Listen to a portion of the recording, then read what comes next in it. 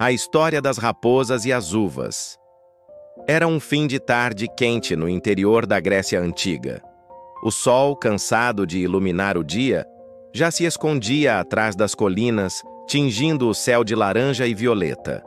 O ar tinha cheiro de terra e uva madura, pois o verão estava em seu auge, e os vinhedos que cobriam os campos transbordavam de cachos pesados e doces. No alto de uma colina, protegido por cercas de madeira e guardado por um velho camponês, havia um vinhedo famoso por suas uvas roxas, tão suculentas que até os pássaros arriscavam descer em bandos para roubar algumas. Mas naquela noite, quem se aproximava não eram pássaros, eram raposas. Viviam próximas daquele vinhedo 3 raposas diferentes. Alteia, a mais jovem, curiosa e ambiciosa, sempre sonhava com banquetes e aventuras. Selene, de meia idade, era prática e desconfiada. Dizia que a vida já lhe havia ensinado a não se iludir com desejos impossíveis. Thalia, a mais velha, era sábia e calma. Preferia observar antes de agir e muitas vezes falava por parábolas.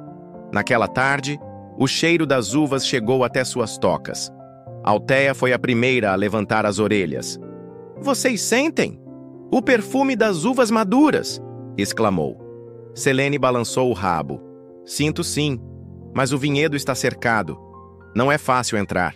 Thalia sorriu, ajeitando o pelo avermelhado que já começava a embranquecer com a idade. "As uvas estão lá para quem tiver paciência e coragem. Mas lembrem-se, nem tudo o que desejamos está ao nosso alcance." Alteia, cheia de entusiasmo, respondeu: "Ora, Thalia, quem não tenta nunca consegue. Vamos!" E as 3 partiram em direção ao vinhedo. Quando chegaram à cerca, o sol já estava quase se pondo. O vinhedo brilhava como um tesouro púrpura diante delas. Cachos enormes pendiam de parreiras altas, algumas tão altas que nem mesmo um pássaro pequeno precisaria se esforçar para alcançá-las. Alteia lambeu os lábios. "Precisamos dessas uvas. Imaginem o sabor doce estourando na boca." Selene resmungou. "Você sempre sonha alto demais. Essas uvas não são para raposas, são para homens, e ainda assim guardadas por cercas." Mas Alteia não se conteve. Correu, deu um salto e tentou agarrar um cacho. Caiu de volta ao chão sem sucesso. Tentou de novo, pulando ainda mais alto, mas as uvas pareciam zombar dela, sempre a um palmo além de sua boca. Ofegante, virou-se para as outras. "Não são impossíveis. Só preciso de mais esforço." Alteia passou horas tentando. Corria, pulava, se esticava nas patas traseiras, mordia o ar. Cada vez que falhava, sentia a frustração crescer. Selene ria. "Veja só, parece um espetáculo de circo. Vai acabar quebrando as pernas." Mas Alteia não desistia. "Se desistirmos, Selene, jamais saberemos o gosto das uvas. Prefiro cair 1000 vezes do que morrer sem tentar." Mesmo assim, ao cair exausta sobre a grama, percebeu que suas forças já não eram suficientes. As uvas estavam lá, brilhando no alto, mas inalcançáveis. A filosofia de Selene. Quando Alteia finalmente parou, Selene se aproximou sacudindo o pelo. "Viu só? Eu avisei. Essas uvas não valem nada. Devem estar verdes, azedas. É melhor deixá-las para os homens. Nós, raposas, temos coelhos, aves, ratos. Por que perder tempo com algo que nunca teremos?" Alteia olhou para ela, furiosa. "Você diz isso porque não conseguiu. No fundo também as deseja." Selene desviou o olhar. "Desejo sim, mas já aprendi a não sofrer pelo que não posso ter. Chamar de azedo aquilo que não alcanço me dá paz." Alteia suspirou. Pela primeira vez refletiu se talvez Selene tivesse razão. A voz de Thalia. Foi então que a mais velha, Thalia, que até então apenas observava, falou. "Minhas irmãs, vocês não percebem? Esta cena é um espelho da vida. Alteia deseja com intensidade, mas sofre com a frustração.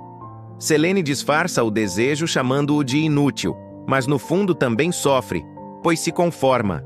Althea e Selene olharam para ela. E você, Thalia? Perguntou Althea. O que faria? A raposa idosa levantou o focinho para as estrelas que começavam a surgir. Eu não pularia em vão, nem fingiria que não desejo. Eu buscaria outro caminho. Talvez haja uma brecha na cerca, ou talvez as uvas caíam sozinhas quando amadurecerem. A paciência muitas vezes alcança o que a pressa não consegue. Movidas pela fala de Thalia, as raposas caminharam ao redor do vinhedo. Procuraram entre as cercas, cavaram pequenas tocas, farejaram cada canto. E então Althea, ainda teimosa, mas mais atenta, encontrou uma fenda entre as tábuas da cerca. Era estreita, mas talvez uma raposa magra conseguisse passar. Achei um caminho! Gritou. As três examinaram a brecha. Selene hesitou. Pode ser perigoso. O camponês pode nos ver. Mas Thalia respondeu com calma. Nada na vida vem sem risco. Se é nosso destino provar as uvas, que seja. Mas lembrem-se, às vezes o esforço é maior do que a recompensa. Althea, sem pensar, se espremeu pela fenda e entrou. O sabor da vitória? Dentro do vinhedo, Althea correu até um cacho baixo e finalmente conseguiu mordê-lo. O suco escorreu por sua boca.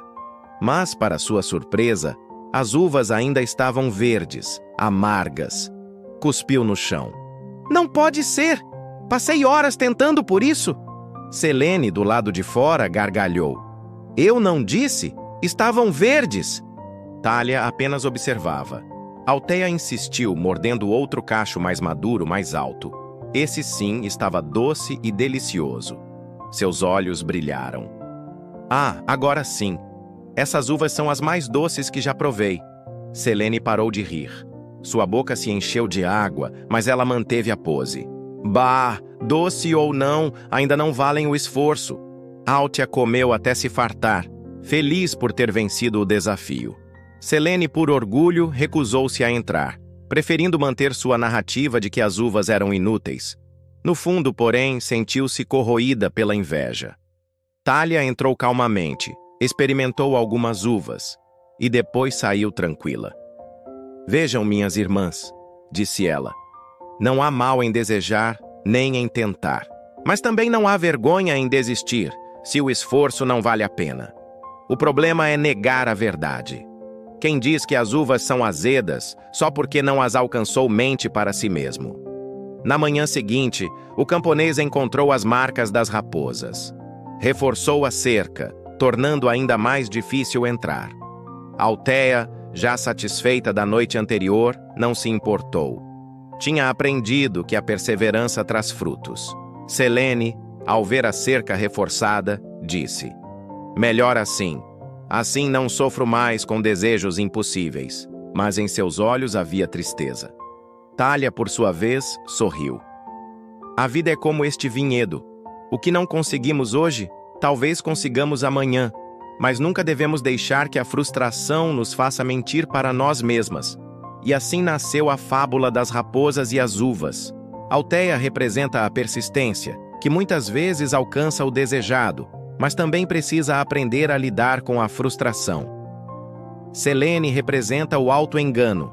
Para não sofrer, diz que aquilo que não alcança não tem valor. Thalia representa a sabedoria.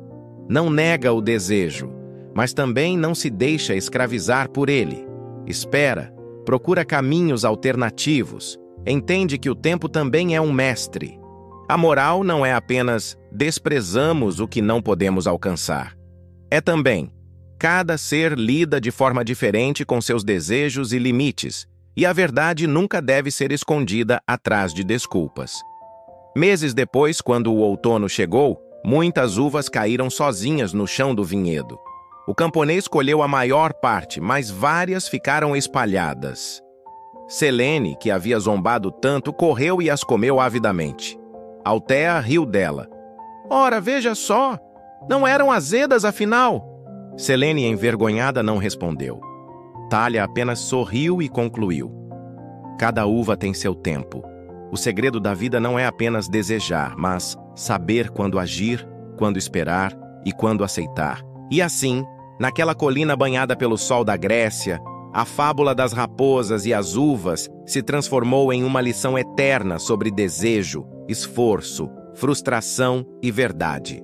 Se gostou do vídeo, curta, comente, compartilhe e se inscreva no canal.